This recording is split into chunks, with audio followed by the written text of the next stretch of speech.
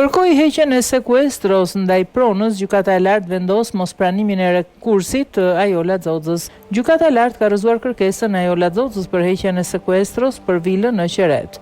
Mospranimin e rekursit të paraqitur nga ankuesit shtetas si Ajola Xoxha, partner Lau SHPK dhe shoqëria Ava Studio SHPK thuhet në vendimin e gjykatës së lartë. Bashkëshortja e kryebashkiakut Erion Velia, i cili ndodhet në burg prej datës 10 shkurt, ndodhet në masën e sigurisë detyrim paraqitje. Fillimisht ndaj saj u caktua arrest shtëpie, por që u ndryshua me vendim të GKK-s. Ajola Xoxha akuzohet për kryerjen e veprës penale të korrupsioni pasiv i funksionarëve të lartë shtetëror ose i të zgjedhurve vendor kryer në bashkëpunim nënter. Pastrimi i produkteve të veprës penale ose veprimtarisë kriminale, refuzimi për deklarimin, mosdeklarimi, fshehja dhe deklarimi rremi pasurive, interesave private të personave të zgjedhur dhe nënpunësve publik ose i çdo personi tjetër që ka detyrim ligjor për deklarim.